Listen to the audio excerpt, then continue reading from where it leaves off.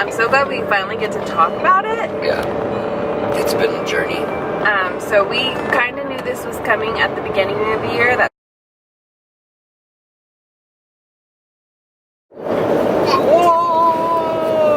Good afternoon as we fix everything on our bodies.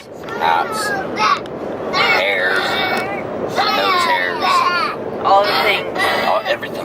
So we are driving once again. We're driving up to Central California now. We're always driving. This is going to be a season of driving.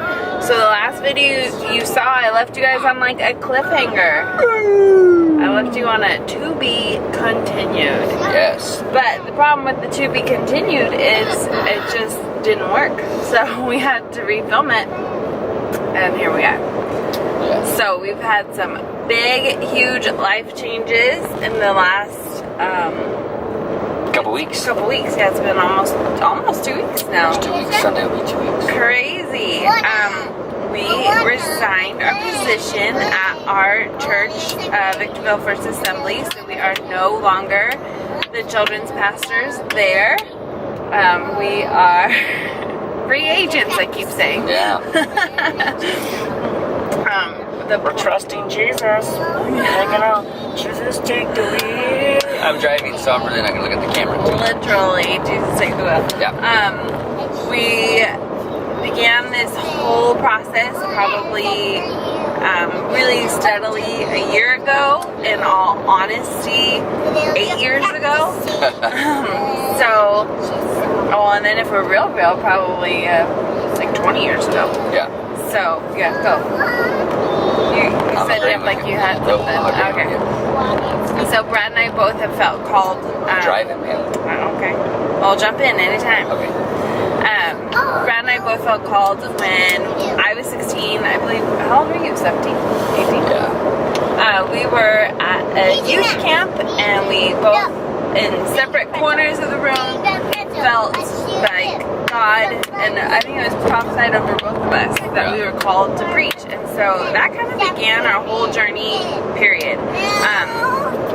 So we've always served and led in some capacity in church, in our local churches, and we did it bivocationally for like a long time, 12 years. Yeah. And then we have been vocational pastors for the last 4.5 years. When we came on staff at our current church, our pastor had asked us, hey, where do you see your what's your 5-year plan?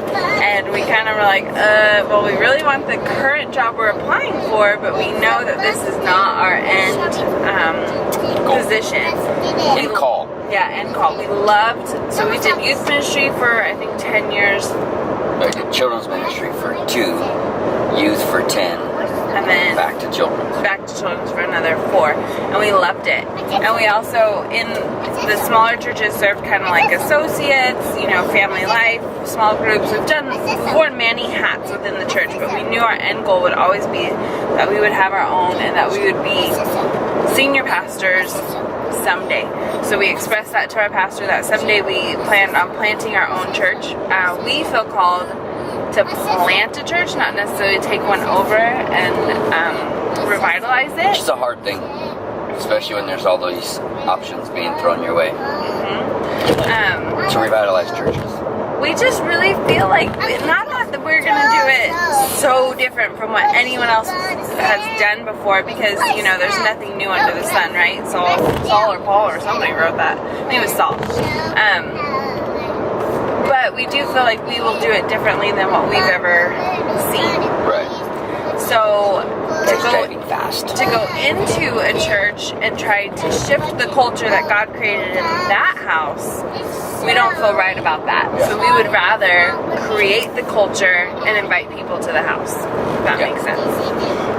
We definitely are scared. That's good.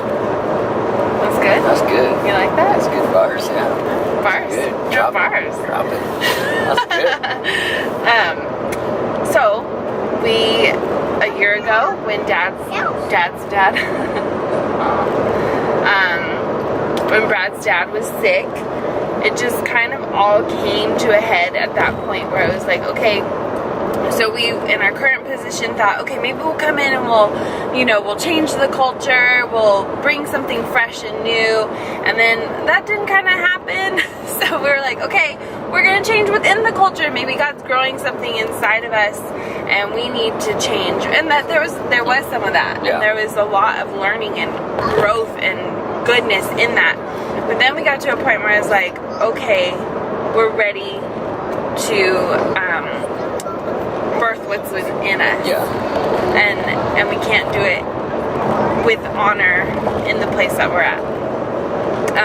Not anything bad from that house or not any of that. It was just we would be pushing against something that was created and was good, but we knew we needed to not be like the heading. I don't know how to say that right. Yeah, no, it's just a process of realizing that. It went up here, down here.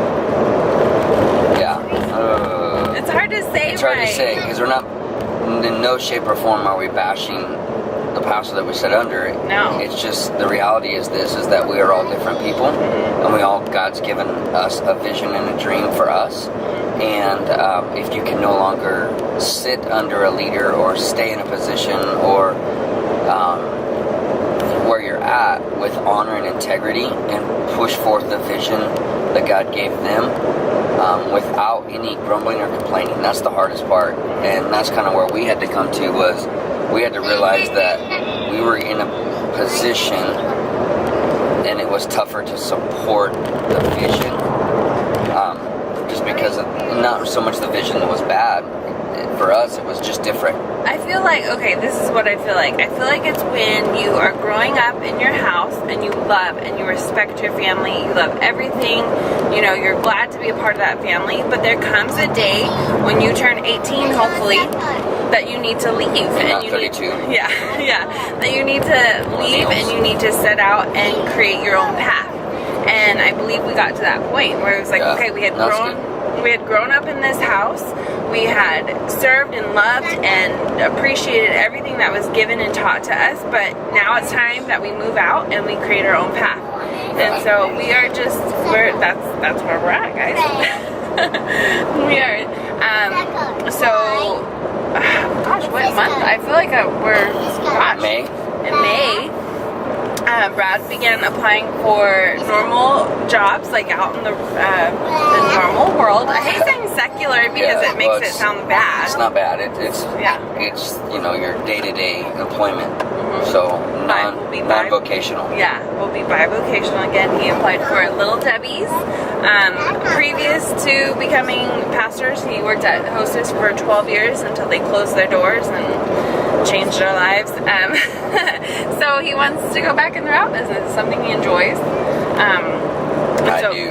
Yeah, so we began that process of applying for jobs and knowing, okay, we're going to have to support ourselves outside of ministry, so what are we going to do?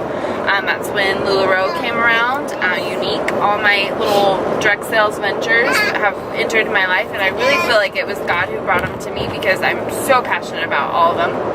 And then, of course, I'm going to do hair, but if we relocate, which we know we will do, I'll have to build a whole nother hair clientele, so I need something to sustain us until I can do that, or while I do that. Right. So he applied for the job. Everything was going really quick and awesome, and credit checks done, background checks done, all these things, and then like 4 days. Yes.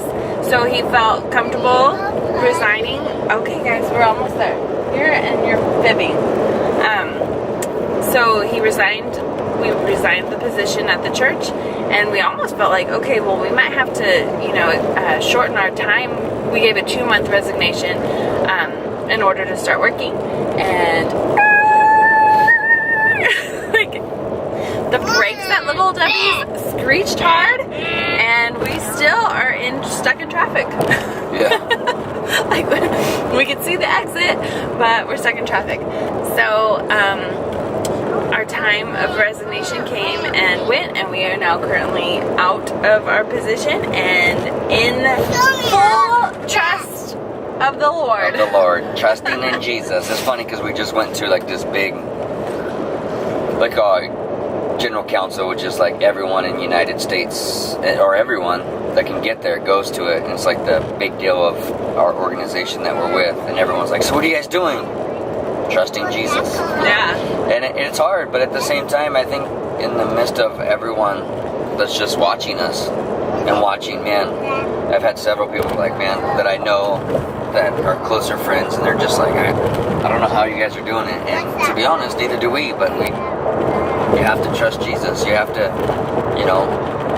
walk out the things that He's called you to walk out, and it's not always easy. And I don't know, part of it to me is looking at it and seeing it, like, how easy would it have been just to walk away earlier?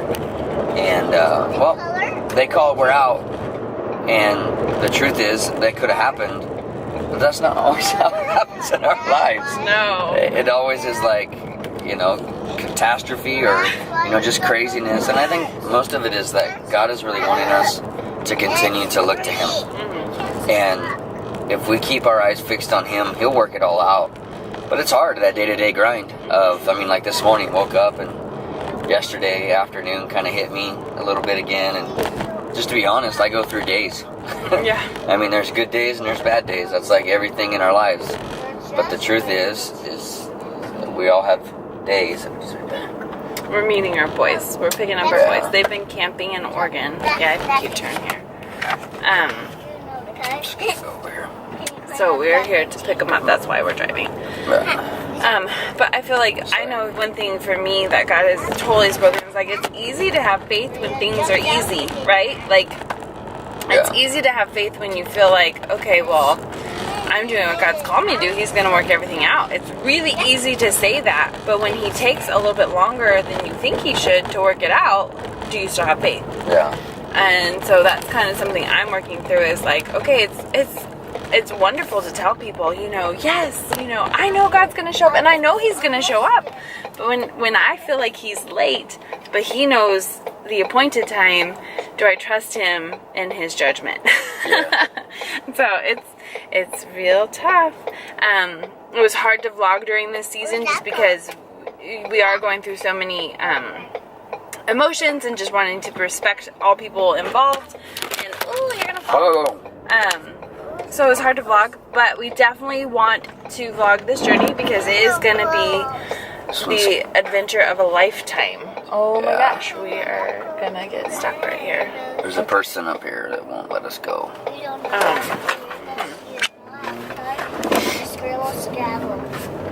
Yes, the Winkles are about to embark on a crazy adventure, and we want to bring you guys along with us, and we want to remember it. So I think that's part of why we vlog, is it helps us have like a log of, because our life seems to be so busy and crazy, and we forget so many things, and it's like, oh yeah, remember that time we decided to step out of the boat and only walk on the water?